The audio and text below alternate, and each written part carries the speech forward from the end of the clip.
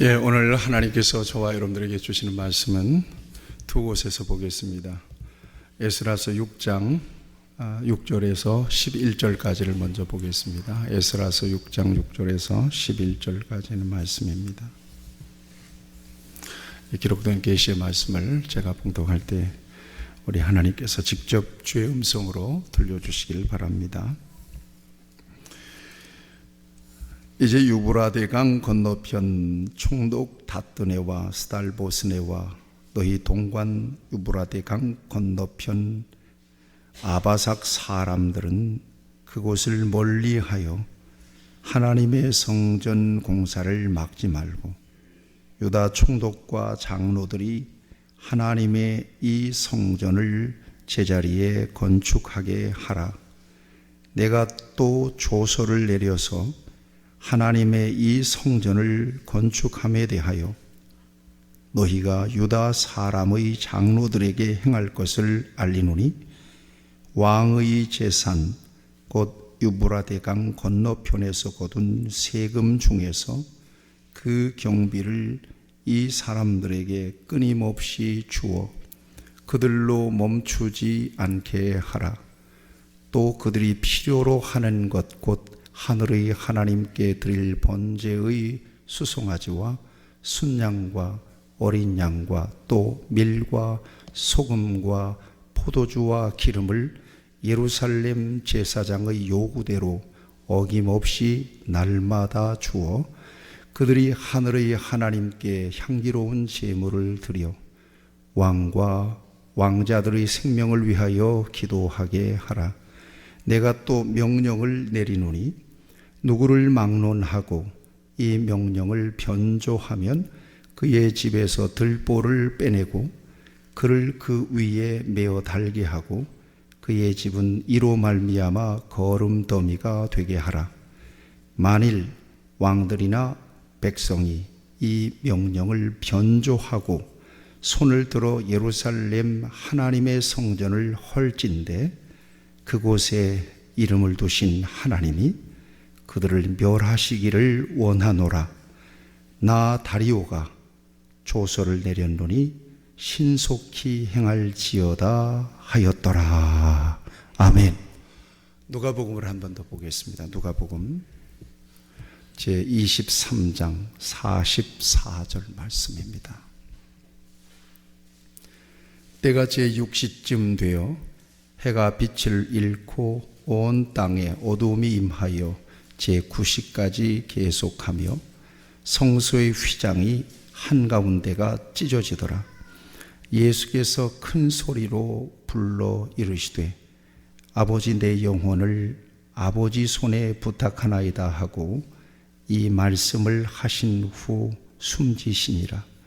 백부장이 그 된 일을 보고 하나님께 영광을 돌려 이르되 이 사람은 정녕 의인이었도다 하고 이를 구경하러 모인 무리도 그 된 일을 보고 다 가슴을 치며 돌아가고 예수를 아는 자들과 갈릴리로부터 따라온 여자들도 다 멀리 서서 이 일을 보니라. 아멘.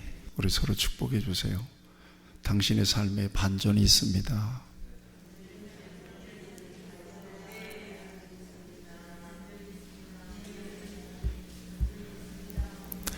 이러면서 이제 출석 확인도 하는 겁니다. 누가 오셨는가? 이 말씀이 지나갈 때에 우리 하나님께서 저와 여러분에게 또렷하게 주의 음성으로 새겨지는 말씀으로 은혜를 주시기를 축복합니다. 오늘은 반전이 있습니다. 그런 제목으로 함께 은혜를 나누고자 합니다. 성경의 역사를 보면 아주 극적인 반전의 역사들로 가득 차 있습니다. 어디를 펴보든지 그렇습니다. 우선 떠오르는 게 요셉이 떠올라요. 형들에게 팔리잖아요. 그래서 애굽으로 내려가서 종살이를 하는데 13년 만에 그가 애굽의 총리가 돼요. 그리고 그 원수 같은 형들을 애굽에서 만납니다. 총리의 자리에서. 어마어마한 반전이 여기 있어요. 여러분, 모세를 생각해 보세요. 어려운 시대에 태어나서 갈상자에 담겨서 나일강에 뛰어지잖아요. 여기에 무슨 소망이 있겠어요? 그런데 그가 바로 공주의 아들이 돼요. 그리고 그의 나이 80에 이스라엘 백성들을 출애굽시키는 지도자가 됩니다. 어마어마한 반전이 여기에 있습니다. 그런가 하면 여러분, 다윗을 잘 알잖아요. 골리앗 앞에서 다윗의 모습을 보십시오. 얼마나 왜소하고 초라합니까? 중무장하고 있는 어마어마한 거인 앞에 다윗은 물맷돌 5개를 가지고 섰습니다. 그런데 보기 좋게 골리앗을 쓰러뜨리고 이스라엘의 승리를 가져오고 결국 그가 이스라엘의 왕이 돼요. 어마어마한 반전이죠. 또 하나를 보면, 여러분, 다니엘서를 보면 금신상 앞에 절하지 않았다고 그들을 풀무불 속으로 집어넣잖아요. 극렬하게 타는 풀무불. 죽었어요? 살았어요? 살았죠. 엄청난 반전이 여기 있습니다. 그런가 하면 다니엘은 사자굴 속에 던져졌잖아요. 기도한다는 죄목 때문에. 사자밥이 됐어야 마땅한데 결국 사자굴에서 살아남아 그리고 그를 모함했던 이 사람들은 전부 다 사자의 밥이 돼요. 이런 엄청난 반전이 이외에도 성경은 쭉 보면 다 이 같은 엄청난 반전의 역사로 이루어졌어요. 중요한 것은 그 배후에 누가 계세요? 하나님이 계세요. 하나님이 계시면 이런 엄청난 반전의 역사가 일어나요. 오늘 여러분들이 나는 왜 이렇게 믿음이 없을까? 나는 왜 이렇게 부족할까? 나는 왜 이렇게 힘들게 살까? 그렇지 않습니다. 오직 하나님 바라보고 기대하시고 기다려보세요. 하나님만 붙잡고 기다려보세요. 그럴 때 여러분들의 인생에 놀라운 반전도 일어나게 될 것을 믿습니다. 어떻게 저렇게 복을 받았어? 어떻게 저렇게 해결받았어? 어떻게 저렇게 잘 됐어? 아이고, 줄기차게 하나님을 믿더니 하나님이 복을 주셨대네. 이런 역사가 여러분에게 있기를 축복합니다. 저는 성경에서 정말 가장 극적인 역사를 꼽으라면 두 사건이 얼른 떠올랐어요. 저는 이 설교 준비하다가 얼른 떠오른 사건이에요. 그 첫 번째 사건이 아브라함이 모리아산에서 이삭을 바칠 때 사건이에요. 또 하나의 사건은 홍해 앞에서, 여러분들 기억하시죠? 홍해 앞에서의 사건이 홍해 사건이에요. 왜 이 두 가지가 극적인 반전의 사건으로 저에게 기억이 되는가 하면, 첫째는 초급을 다투는 사건이었기 때문에. 여러분, 아브라함 보세요.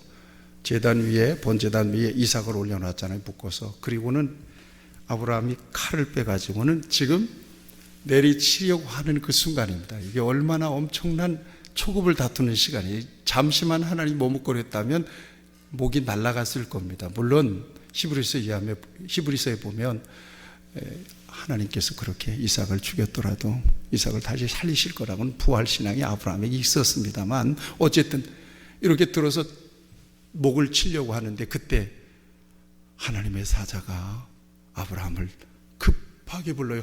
아브라함아, 아브라함아라고 불러요. 네. 초급을 다투는 사건이죠. 여러분, 홍해 사건을 보세요. 바로가 가라 그래가지고 장정만 60만이 나왔어요. 그런데 바로가 변심하잖아요. 특별병거 600승을 동원해서 이스라엘을 먼지를 일으키며 뒤쫓습니다. 그 먼지, 애굽 병사들이 그들을 잡으러 오는, 죽이러 오는 그 뿌옇게 일어나는 먼지를 백성들이 보고 절망을 해요. 피할 곳도 없어요. 앞에는 이미 홍해가 가로막혀 있습니다. 여러분, 초급을 다투는 사건입니다. 그래서 제 머릿속에 기억이 돼요. 이 두 사건이 얼른 떠올랐어요. 두 번째는 극적인 반전이 있어요. 아브라함이 이삭을 바치려고 했을 때 하나님께서 말리죠. 아브라함아, 내가 네 믿음을 보았다. 네 독자 이삭 나한테 바치는 것을 보니까 정말 네가 나를 사랑하는 줄을 내가 이제 인정한다. 그리고는 그를 부르실 때와 동일하게 그에게 축복하세요. 복을 주세요. 그리고는 보니까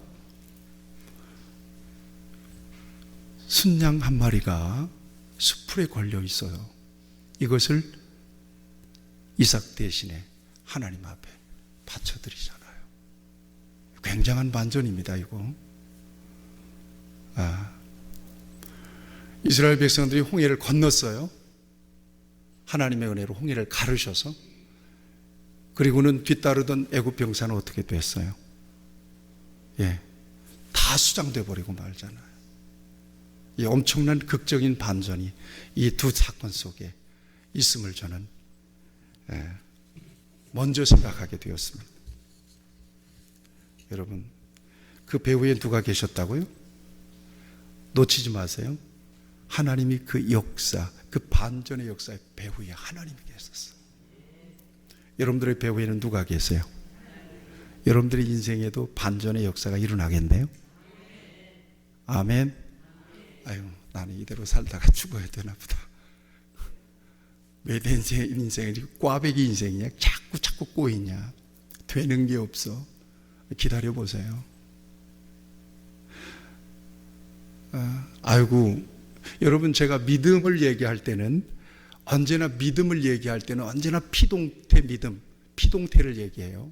믿음은 내가 가지려고 의지적으로 노력해서 가져지는 거예요? 그렇지 않아요. 물론 마음은 열어야 돼요. 믿음을 가졌으면 좋겠다 하는 사모하는 마음이 있어야 돼요. 그렇지만 믿음은 누가 주세요? 하나님이 주세요. 여러분들 마음은 열고 계세요. 그리고 하나님을 향한 믿음의 줄만 꼭 붙잡고 계세요. 그러면 어느 순간에 여기에서 설교하는 저보다 훨씬 여러분들의 믿음이 더 좋아질 수도 있어요. 여러분들의 삶에 영적인 반전, 믿음의 반전이 일어나기를 축복합니다. 그래서 어느 순간에 저에게 말씀도 가르쳐 주시고 저를 위해서 기도해 줄 수 있는 여러분들이 되었으면 정말 좋겠습니다. 하나님은 측량할 수 없는 방법으로 당신의 계획을 이루어 가시는 것을 우리는 인정합니다. 또 하나님이 하시고자 하시는 일은 결코 누구도 막을 수가 없어요.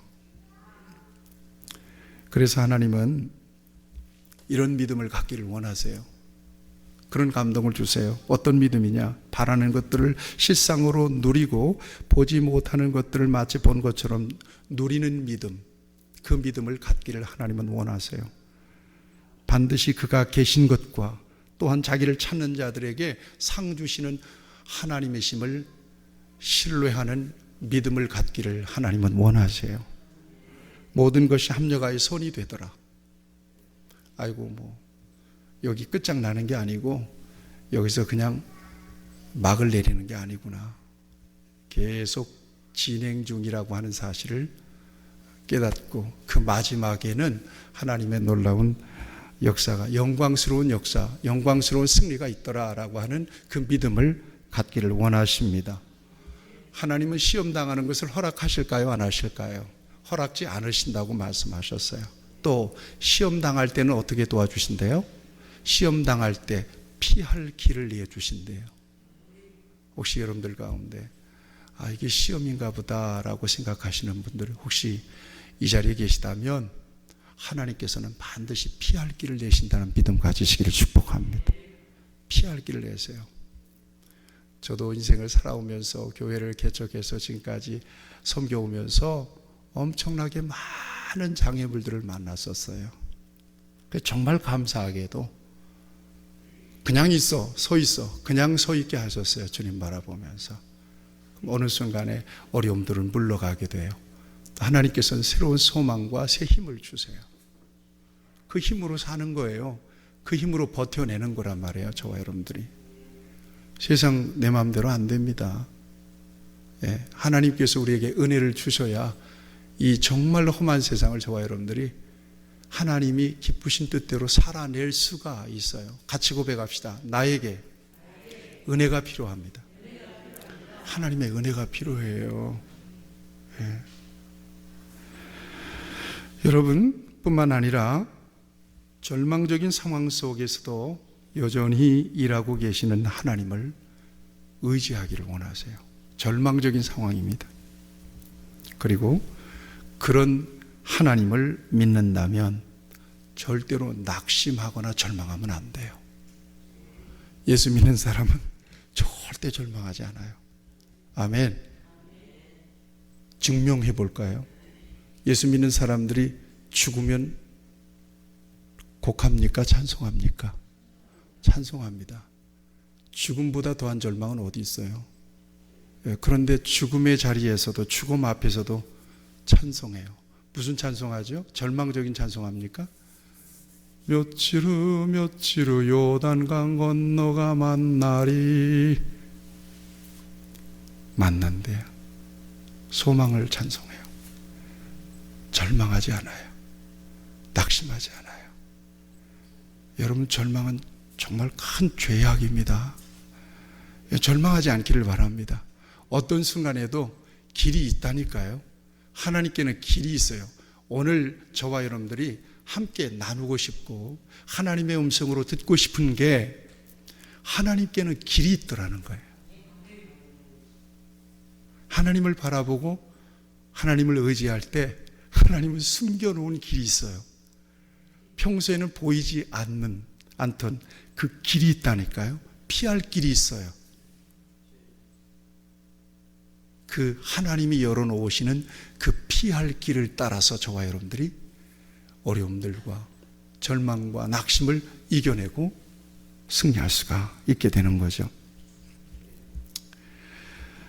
저는 오늘 본문 말씀을 통해서 바로 이 같은 극적인 상황을 역전시키시는, 반전시키시는 하나님의 은혜를 함께 나누고자 원합니다. 지금부터 역사적인 얘기를 여러분들에게 좀 들려드릴 텐데, 하나님께서 그때 어떻게 역사하셔서 이 같은 하나님의 목적과 하나님의 계획을 이루어 가시는가, 특별히 마치 꺼져가는 등불처럼, 상한 갈대처럼 위태위태한 역사들을 어떻게 반전의 역사를 통해서 완성해 나가시는가, 이것을 오늘 이 말씀을 통해서 확인하게 될 것입니다.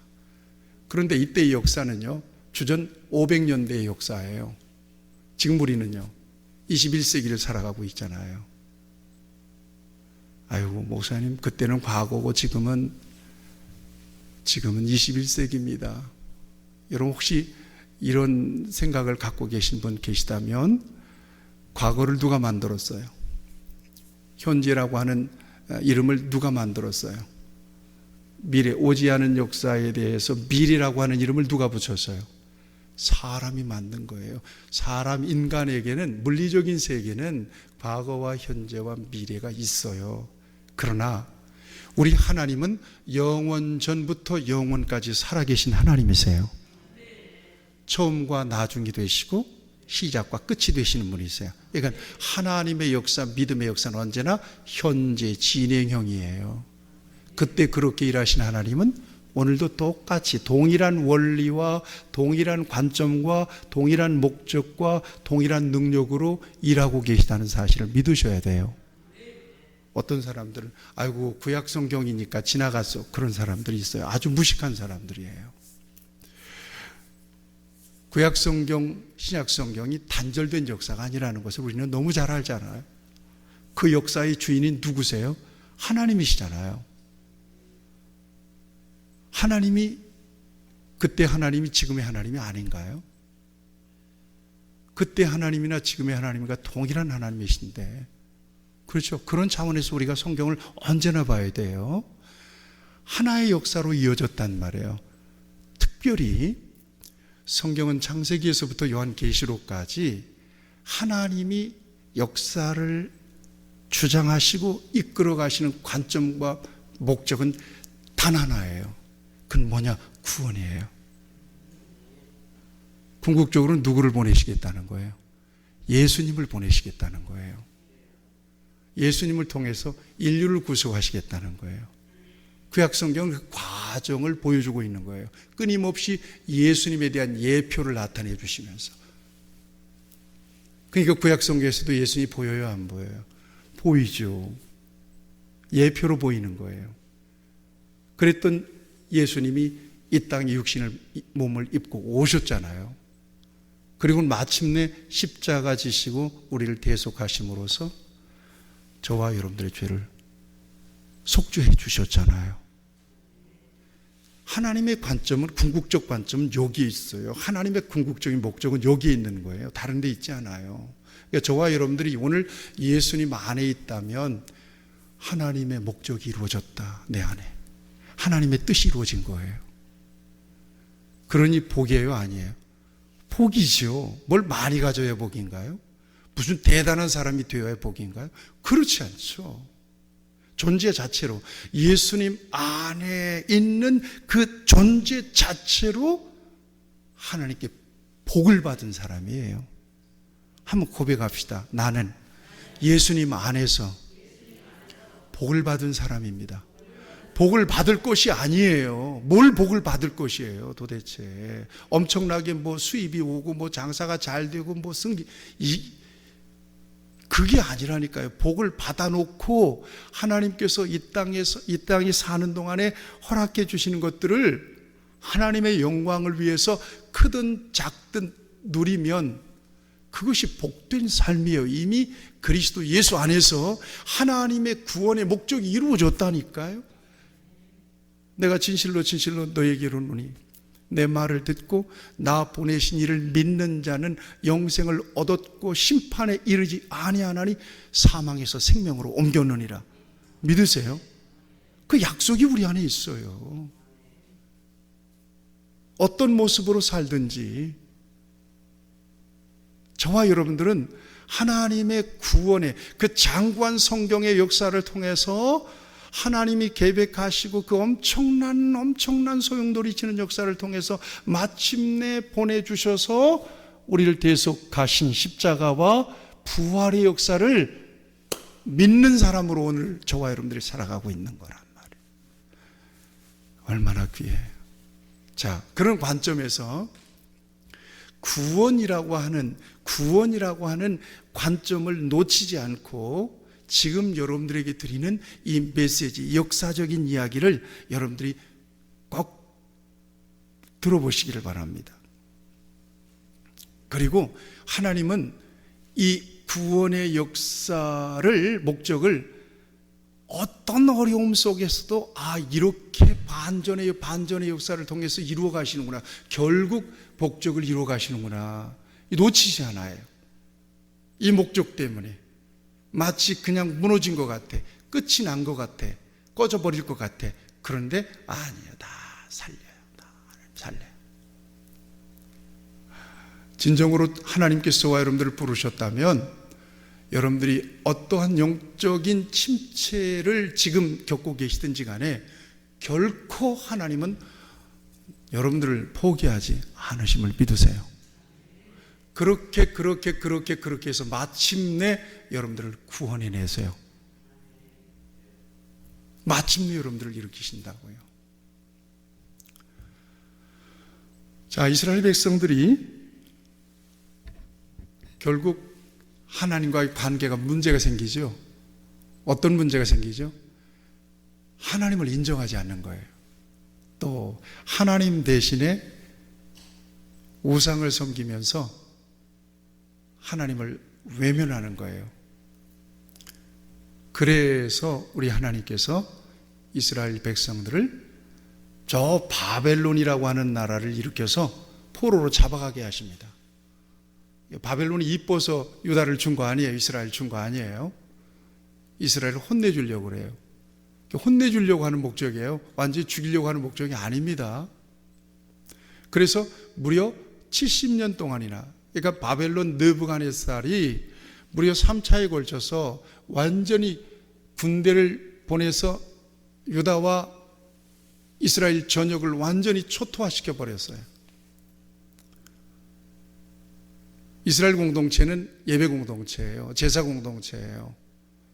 그런데 무참하게 바벨론 군대가 들어와서 그 웅장한 솔로몬 성전을 완전히 다 무너버렸어요. 그리고 성전에서 예배하던 그 금그릇, 은그릇, 모든 성전의 기명들 전부 다 가져다가 자기들의 신전의 창고에다가 무슨 중고품 같이 박아놨습니다. 이 기간이 70년이에요. 70년. 여러분 기억하세요. 인간이 가장 잘 되는 것은 하나님 안에 있을 때 잘 되는 거예요. 이걸 영혼이 잘 되는 거라고 그래요. 예수님 안에 있어야 그 인생은 잘 되는 거예요. 다른 거 없어요. 예수님 없이 엄청나게 잘 된 사람들에게, 소위 세상에 잘 나간 사람들에게 여러분들 복 받았다고 얘기하지 않잖아요. 그렇죠? 예수님 안에 있으셔야 돼요. 근데 예수님 없는 인생은요, 제가 늘 표현하잖아요. 그건 정말 엄청난 중상을 입은 채로 살아가고 있는 거거든요.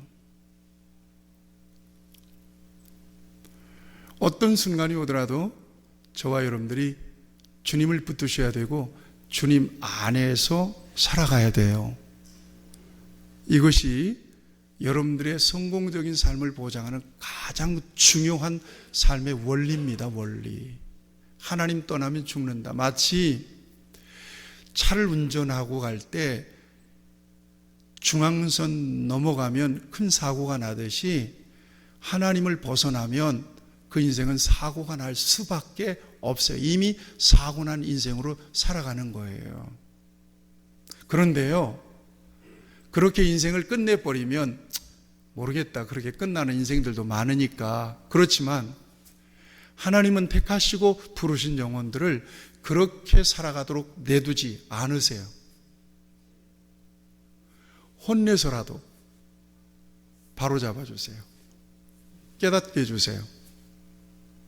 하나님은요, 아까 말씀드렸죠, 예수님을 궁극적으로 보내서 저와 여러분들을 구원하시기 위하여 지금 이렇게 이스라엘 백성들을 선민으로 불러주셨고 그 민족을 놓지 않는 거예요. 아니, 내가 하나님이라면 말 안 들으면 완전히 끝내버리고 다른 걸 선택할 텐데 하나님의 선택과 부르심에 후회함이 없으셔요. 그래서 그 민족을 어쨌든 그 민족을 통해서 하나님의 목적을 이루고 싶은 거예요. 이게 하나님의 의지예요. 잘 모르겠어요. 그러나 그게 하나님의 의지였어요. 그래서 말 안 듣고 하나님을 잃어버렸을 때 고치시는 거예요. 충고하시는 거예요. 시련을 통해서 그 민족을 깨닫게 하시는 거예요. 그래서 하나님의 자리를 다시 회복하게 만드세요. 이 과정이 바로 바벨론 70년 포로 기간이었다는 거예요. 근데 백성들 입장에서는 굉장히 억울한 면도 있고 고달프고 힘들고 고통스럽죠. 70년이면 굉장히 장관 세월입니다. 그 기간 동안 이방인의 객이 돼가지고 하나님을 불러보지도 못하고 옛날에 하나님 앞에 예배드렸던 그때를 상상하면서 그리워하면서 엉엉 울면서 자식들에게 그때 예배했던 감격을 얘기해 주면서 그렇게 그 한설인 70년을 보낸단 말이에요. 시편에 보면요, 이 바벨론 포로지에서 이스라엘 백성들이 137편에 보면 이스라엘 백성들이 어떻게 살았는지를 잠깐 보여주세요. 제가 읽어드릴게요. 바벨론 포로지에서 이스라엘 백성들이 이렇게 고백하면서 노래를 불러요. 우리가 바벨론의 여러 강변 거기에 앉아서 시온을 기억하며 울었다 그래요. 울었도다. 그 중에 버드나무에 우리가 우리의 수금을 걸었나니 이는 우리를 사로잡은 자가 거기서 우리에게 노래를 청하며 우리를 황폐하게 한 자가 기쁨을 청하고 자기들을 위하여 시온의 노래 중 하나를 노래하라 함이로다. 우리가 이방의 땅에서 어찌 여호와를 노래를 부를까? 예루살렘아, 내가 너를 잊을진대 내 오른손이 그의 제주를 잊을지로다. 얼마나 여기 한이 많이 들어가는지 몰라요. 마땅히 우리는 예배해야 되는데, 마땅히 하나님을 제사해야 되는데, 하나님 말씀을 따라 살아야 되는데, 우리가 지금 여기 와서 뭐 하고 있는 거야? 옛날을 그리면서 버드나무에다가 수금을 걸어놓고 그발강 강가에서 엉엉엉엉 고향을 바라보며, 고향의 성전을 바라보며 울었어요. 저는 조금 더 실감나게 이 말씀을 공동번역으로 여러분들에게 좀 읽어드리길 원하는데요. 바벨론 기슭, 거기에 앉아서 시온을 생각하며 눈물 흘렸다. 그 언덕 버드나무 가지 위에 우리의 수금을 걸어놓고서 우리를 잡아온 그 사람들이 그곳에서 노래하라 청하였지만, 우리를 끌어온 그 사람들이 기뻐하라고 졸라대면서 한 자락 시온 노래를 불러라 하였지만, 우리 어찌 남의 나라 낯선 땅에서 야훼의 노래를 부르랴. 그러면서도 한설인 70년을 보냅니다. 하나님 놓치니까 인생이 이렇게 구겨지는 거예요. 여러분 다시 한번 다짐했으면 좋겠어요. 어떤 순간이라도 하나님 놓치면 안 돼요. 예수님 놓치면 안 돼요. 믿음이 충만하고 덜 충만하고 그걸 떠나서 언제나 내 인생의 주인은 하나님이신 걸 고백하셔야 돼요. 그 다음에 나는 하나님의 은혜로 살고 있구나 하는 것을 고백하실 수 있어야 돼요. 여기에 진정한 복이 있어요. 여기 이 같은 삶의 자리에서 하나님은 그를 통해서 아름다운 역사도 계획하시고, 그를 통해서 위대한 역사를 결국 나타내기도 하세요. 여러분 믿음의 자리에 견고하게 서시기를 우리 주님의 이름으로 축복합니다. 자, 그런데요, 바벨론이 망합니다. 여러분 나라가 영원하지 않습니다. 바벨론이 망합니다. 어느 나라에게 망합니까? 바사라고, 페르시아죠. 바사라고 하는 나라에 바벨론이 망하게 돼요. 그런데 바사의, 페르시아에 고레스라고 하는 왕이 있었는데, 그 왕이, 고레스라고 하는 사람이 왕이 되어서 첫 번째 한 일이 원년이니까, 고레스 왕 원년이니까 왕이 되던 해 첫 번째 어떤 명령을 내리는가 하면, 이때가 주전 537년입니다. 갑자기 이러는 거예요. 바벨론의 포로로 잡혀온 유다 사람들은 전부 다 고향으로 돌아가. 이게 웬일이에요? 전부 고향으로 돌아가 그러는 거예요. 그러면서 가서 여호와 하나님의 성전을 건축해 그러는 거예요. 이거 웬일이에요? 이방왕입니다. 이 이방왕이 이런 엄청난 명령을 조서로 내. 조서라고 하는 것은 왕의 명령입니다. 그리고 조선을 써서 거기다가 왕의 어인을 찍어요. 이거 누구도 거스릴 수 없는 거예요. 여러분 항상 생각하세요. 이 반전의 역사의 배후에 누가 계시는가? 하나님 계세요. 이걸 놓치지 말고 이렇게 해서 돌아가라는 거예요. 그러니까 유다 백성들이 깜짝 놀라요. 즐거운 비명을 지릅니다. 그래서 스룹바벨과 예수아라고 하는 지도자를 중심으로 해서 11명의 지도자가 유다 백성들 다 나가라고 그랬으니까 갈 사람들, 고향으로 갈 사람들 다 나를 따르세요. 그리고는 쭉 따라서 귀환하게 됩니다. 예루살렘으로, 이스라엘로. 무려 42,360명. 엄청난 많은 사람들이 돌아오게 돼요, 고향으로. 그런데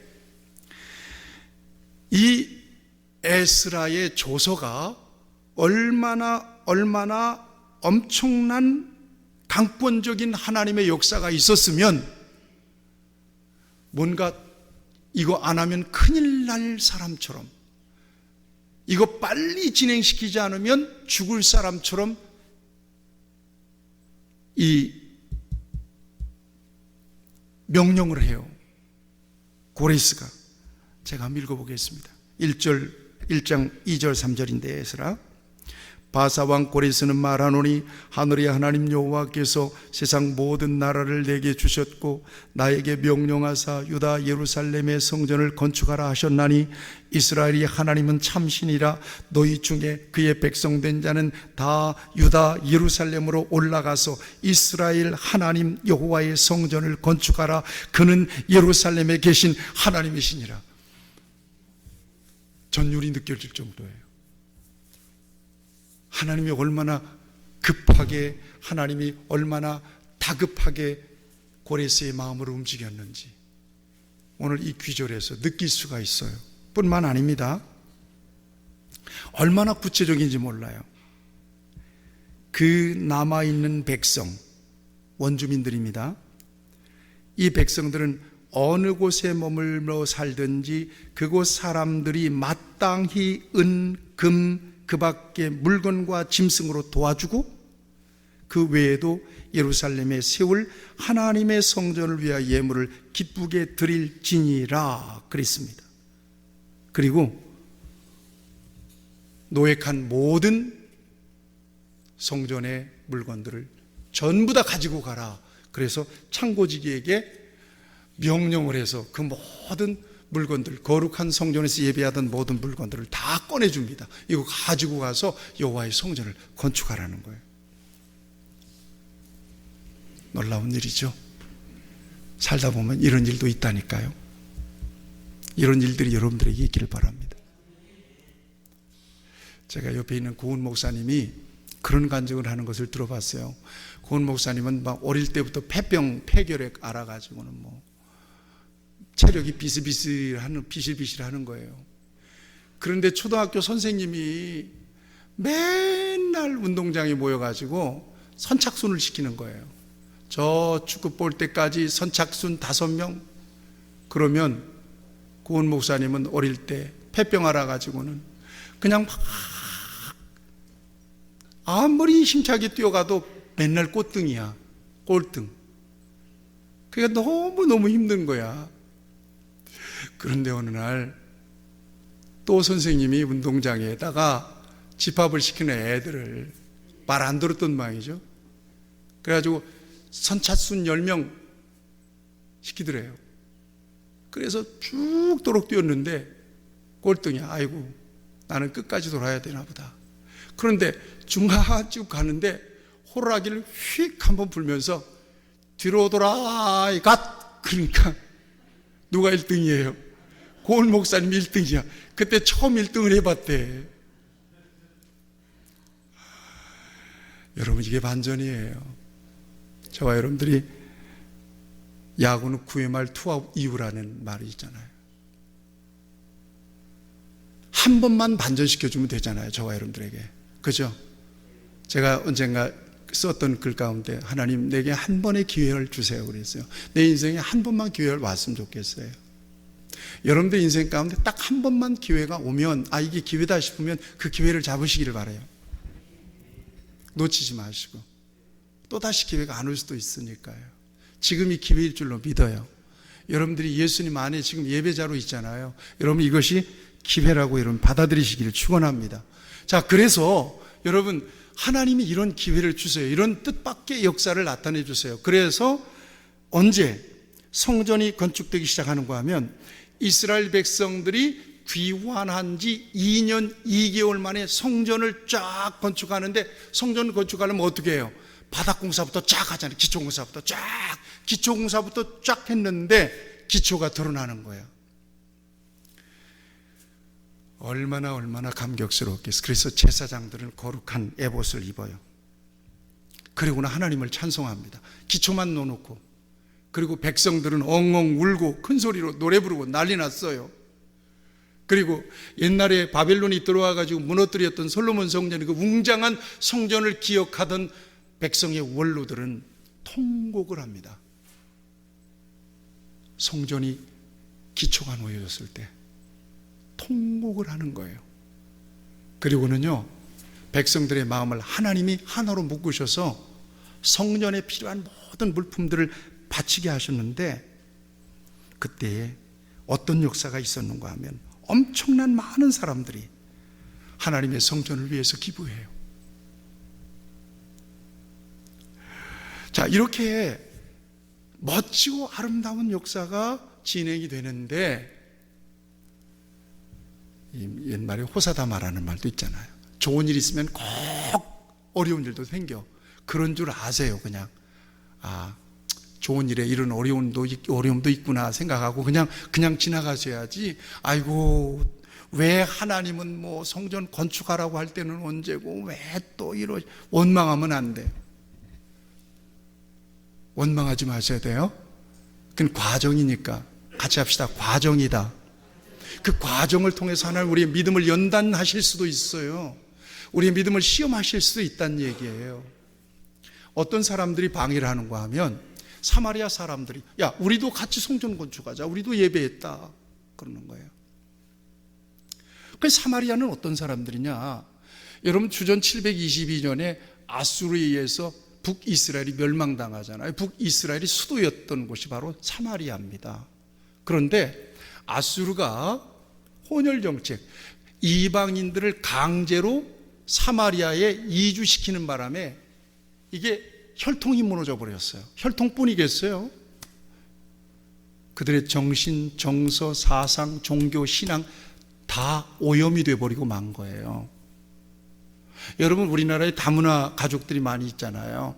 어느 날 텔레비를 보니까 아침 밥을 먹는 상황 같아요. 밥을 먹는데 회교권에서 온 며느리예요. 무슨 막 이상한 기도를 하면서 몸을 뭐 어떻게 이렇게 하면서 아이들도 따라서 이렇게 하라고. 애들이 다 따라서 하는 거예요. 그 시부모님들은 멀쩡하게 있는데. 그러고 먹더라고요. 이거 큰일 났구나. 다문화 가족들이 들어와서 또 벌이도 하고 일도 하고 사는 건 참 좋은데, 우리나라에 이런 종교들이 계속해서 다문화 가족들을 통해서 유입이 되는구나, 그런 생각하면서 제가 걱정했던 적이 있어요. 사마리아 사람들이 그런 사람들인데, 그런 사람들이 우리도 성전 건축에 같이 참여하자 그러는 거예요. 그러면 일손도 돕고 뭐 굉장히 도움이 될 것 같잖아요, 현상적으로 보면. 그럼 그럽시다 그럴 수 있는데, 스룹바벨과 예수와는 판단한 겁니다. 이 사람들과 같이 성전 지대를 놓고 성전을 건축하게 되면 이스라엘 백성들의 순수한 하나님께 대한 신앙이 오염될 가능성이 있는 거예요. 여러분, 하나님이 정말 성경 전체를 통해서 우리에게 경계하시는 것이 뭔가 하면 믿음의 순수성이에요. 섞이는 거, 혼합주의, 이거 정말 하나님이 싫어하세요. 여러분, 십계명을 보세요. 나 외에 다른 신을 내게 있게 하지 말지니라. 우상을 만들지 마라. 출애굽해서 가나안 땅 들어갔을 때 가나안 족속들에서 어떻게 하라고 그랬어요? 다 멸절해 버리라고 그러죠. 왜 그랬어요? 하나님께 대한 순수하고 순결한 믿음을 지켜내기 위해서예요. 이것을 스룹바벨과 예수아가 알았던 겁니다. 깨달았어요. 그래서 이런 지하에 거절해 버렸어요. 안 돼, 그런 거예요. 너희들과 함께 협력할 수 없어, 그런 거예요. 그런 목적 때문에 그런 거예요. 여러분, 저와 여러분들이 세상에 섞여 살면서 하나님 조금 이것 조금 해가지고 믹싱돼 가지고 그렇게 적당하게 살려고 하는 그런 어떤 삶의 자리, 그런 의지, 그런 정서가 저와 여러분 안에 있을 수 있어요. 뭐 하나님도 아시겠지, 뭐. 아이고, 내 연약한 거 아시는데, 형편이 이런데, 그러면서 적당하게 회색지대를 만들어 놓는 거예요. 그래서 거기에서 하나님 조금, 어떤 때는 하나님 쪽으로 가고, 이렇게 여기서 믹싱 돼 가지고 살아요. 온탕이 돼 가지고. 여러분, 그러나 하나님은 그건 굉장히 싫어하세요. 신앙의 줏대를 분명하게 가지고 하나님 편에 서는 것이 얼마나 중요한지 몰라요. 그래서 거절을 했더니 거절받은 사마리아 사람들이 별짓 다 하면서 방해를 놓는 거예요. 이게 오늘 본문 말씀에 나와 있습니다. 방백 르훔과 서기관 심세를 통해서 아닥사스다 왕에게 고발의 글을 올리질 않나. 그렇죠? 네. 그래서 방해합니다. 그래서 성전 기초만 놔놓고 무려 16년 동안이나 성전 건축이 중단되는 거예요. 여러분 다니다 보면은 건축 짓다 말고 이렇게 녹슬은 골조 볼 수 있잖아요. 그런 거죠, 이제 예를 들면. 그런데 16년이 지나고 하나님은 역사를 다시 일으키세요. 학개와 스가랴라고 하는 선지자를 통해서 이스라엘 백성들이 다시 성전을 건축할 것을 독려하십니다. 그래서 백성들이 성전을 건축하는데 또 어려움이 있어요. 쉬운 일이 없다니까요. 서쪽에 있는 사람들, 총독 다뜨네와 스달보스네라고 하는 사람들이 와서 따져 묻습니다. 니들 이거 누가 시켰어? 지금 성전 건축하고 있는 거야? 그러고 따져 묻습니다. 그러자 이스라엘의 장로들이 다뜨네 스달보스네에게 설명해 줘요. 사실 여기에 성전이 있었는데 우리가 하나님을 못 섬겨서 우리가 이 성전 다 무너뜨리고 포로로 잡혀가서 70년 동안이나 포로 생활하고 있었는데 고레스라고 하는 왕이 명령을 통해서 우리로 고향에 가서 하나님의 성전을 건축하라고 그래가지고 지금 이처럼 건축하고 있는, 뭐라고? 고레스 왕이 명령해서 지금 성전 건축하고 있다고? 그래? 잠깐만 기다려. 그리고는 다뜨네와 스달보스네가 다리오 왕에게 편지를 보내는 겁니다. 이 사람들 성전 건축하고 있는데, 뭘 건축하고 있는데, 이거 옛날에 고레스 왕이 명령해서 성전 건축하고 있다고 합니다. 다리오 왕께서는 조사하셔서 이게 정말 사실인지 아닌지를 판명해 주시고, 그리고 우리에게 말씀해 주시면 그대로 처리하겠습니다. 편지를 보냅니다. 그러니까 다리오 왕이 명령을 내려가지고 다 바벨론 도를 다 뒤지게 만들어요. 그러다가 이게 하나님의 역사예요. 왕들의 별장이 있는 메데도 앙메다 궁성이 왕들의 별장입니다. 여기에서 두루마리 하나를 발견해요.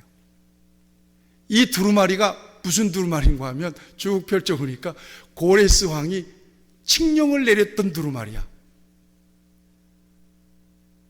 이제 확인한 거예요. 그래서 다리오 왕이 깨닫습니다.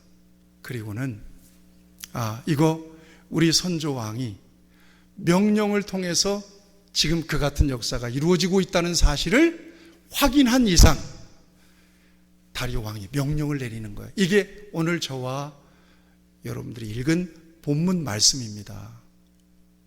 뭐라고 지금 명령을 내리고 있습니까? 성전 공사를 절대로 누구든지 막지 마라. 성전 건축하는 사람들에게 세금 중에서 경비를 조달해 줘라.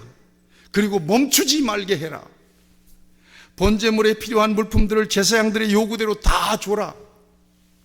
만일 명령을 어기면 그 집 들보를 빼고 거름더미가 되게 할 것이다. 명령을 변조하거나 하나님의 성전을 허는 사람은 하나님이 멸하시기를 원한다. 명령대로 신속히 행하라. 여러분, 그래서 다시 성전 건축이 활기를 얻게 되고 다리오 왕 5년에 성전 건축이 완공이 돼요. 그래서 거기에서 귀환 이후에 첫 번째 유월절을 지킵니다. 이 멋지고 스릴 있는 반전이 오늘 본문에 기록이 되어 있습니다. 여러분 기억하세요. 같이 고백했으면 좋겠습니다. 하나님은 측량할 수 없는 방법으로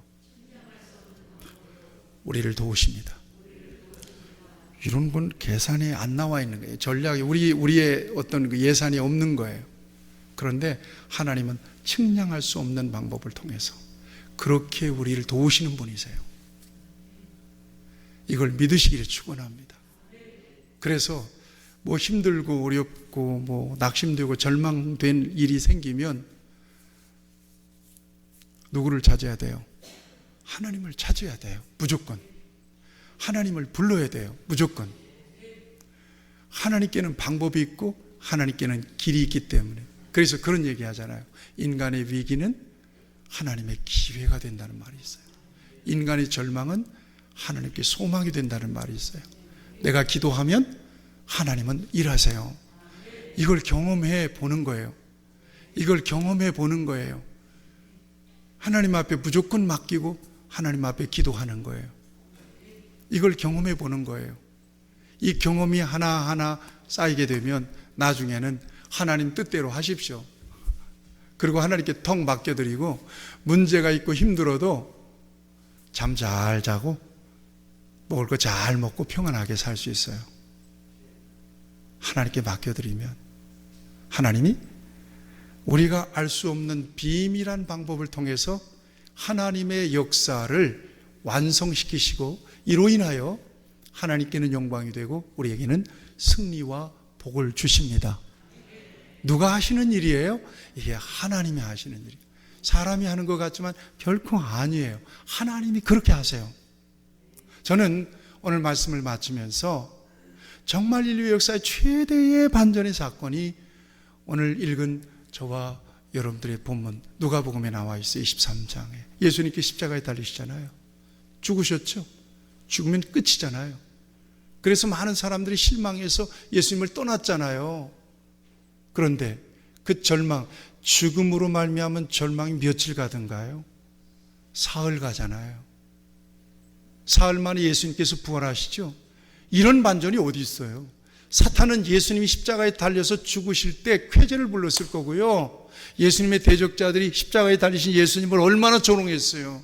네가 하나님이면 스스로를 구원해 보라고. 심지어 옆에 양쪽에 이 뭡니까? 강도 가운데 한 사람 예수님을 조롱하잖아요. 이런 절망이 어디 있어요? 그것으로 끝이 났다면, 예수님의 십자가와 죽음으로 끝이 났다면 기독교는 여기까지 올 수가 없었을 것입니다. 벌써 끝났죠. 그런데 십자가의 죽음의 절망을 우리 예수님께서, 하나님께서는 사흘 만에 깨뜨리세요. 사흘 만에 완전히 반전시켜버리고 말아요. 이게 바로 부활의 역사예요. 이 같은 놀라운 반전의 역사가 하나님의 역사인 것을 믿으신다면 하나님을 신뢰하는 저와 여러분들이 되기를 바랍니다. 다른 게 없어요. 하나님을 신뢰하는 자에게 하나님은 이 같은 봤니? 봤어? 그게 내가 너를 위해서 하는 일이야. 봤지? 제가 종종 우리 성도들에게 얘기해요. 저도 그걸 믿어요. 하나님에게는 한 방의 역사가 있다. 우리 교회가 이곳에 이전하고 지금 우리가 주님을 섬기고 있잖아요. 이전하는 과정에서 저는 엄청난 하나님의 기적, 어제 어떤 분에게 제가 얘기했던 것 같아요. 잔금이 7천만 원이 모자라는 거지. 저녁 11시에 장로님들이 우리 집을 사택을 찾아왔어요. 각서를 쓰려는 거예요. 그런데 우리 교회에 7천만 원 헌금할 사람이 어디 있어요? 그러나 저는 하나님께서 기도하게 하시고 하나님께서 끊임없이 저에게 말씀을 주셨어요. 그래서 제가 그 장로님들한테 1시간 동안을 설교했어요. 쓰세요. 원하는 대로 쓰세요. 그랬더니 한 장로님이 막 필체가 참 좋으시더라고요. 막 각서 해가지고 내 이름 쓰고 뭐 다 쓰고 다 써. 언제까지 안 할 시 계약은 무효입니다. 그러면 계약금 걸었던 3억 이상을 걸었는데 계약금이 다 날아가는 거죠. 그래도 말 못하는 거예요. 그런데 저는 걱정도 안 되고 두려움도 없었어요. 하나님만 바라봤기 때문에. 그런데 어떤 일이 있었는 줄 아세요? 나는 그때 우리 이권사님 잘 아실 거예요. 여러분 여기 이거 전부 다 이 스티커, 이거 스티커 다 우리 이권사님 붙은 거예요. 전부 다 이거 겨울에 전부 다 이거 원래는 이 색깔 아니었어요. 저 창문 색깔이었어요. 스티커 붙이는 달인이잖아요. 그런데 성전 공사를 하고 있는데 5년 전에 우리 교회를 다녔던 집사님 한 분이 어떻게 지나가다가 철물점에 심부름 가고 있는 사모를 만난 거예요. 어이구, 사모님 웬일이세요? 아니, 우리 교회에 이곳으로 왔어요. 아, 그래요? 어디예요? 쫄쫄쫄쫄 따라온 거예요. 이름은 내가 안 밝힙니다. 쫄쫄쫄쫄 따라온 거예요. 그래서 저쪽 뒤에 앉아서 나는 막 작업복 입고 있고 앉아서 기도를 잠깐 하더니 나보고 그래요. 목사님 돈 많이 필요하겠네요. 그래요, 나보고. 그래서 돈이 많이 필요하죠. 그랬더니 통장 번호 하나 주세요. 그래서 통장 번호를 드렸어요. 우리 사역간사를 통해서 드렸는데 놀랍게도 그날 저녁에 현찰로 1억이 들어와 있는 거예요. 그래서 제가 하나님 신뢰합니다. 하나님은 하시고자 하시면 어떤 방법을 통해서든지 하나님은 그렇게 놀라운 반전의 역사를 통해서 하나님의 일을 하나님 일 되게 하시는구나. 그러니 여러분 하나님을 신뢰하지 않을 수가 있겠어요? 하나님 온전하게 의지하시고 믿음 안에서 하나님이 기뻐하시는 자리에 서시기를 바랍니다. 반드시 하나님께서 저와 여러분들을 통해서 아름다운 주의 역사를 나타내 주실 것입니다. 같이 기도하시겠습니다.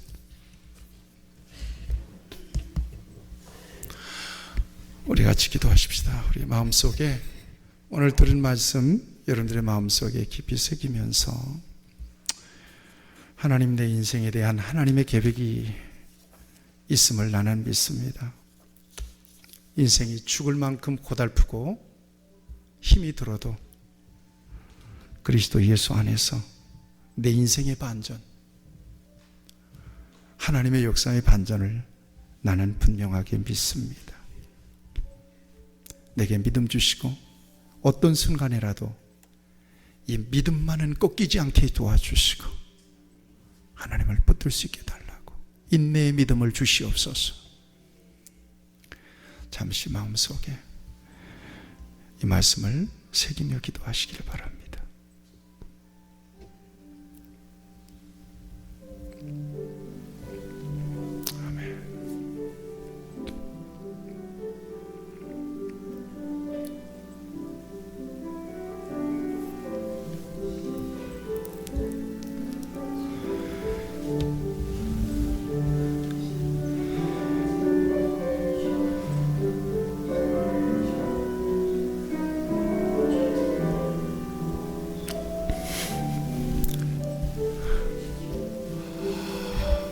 사랑의 하나님 아버지, 오늘 고달프고 힘든 인생의 여정 가운데 하나님은 반전의 역사를 통해서 나의 삶을 일으키신다는 소망의 말씀을 듣게 하시니 감사합니다.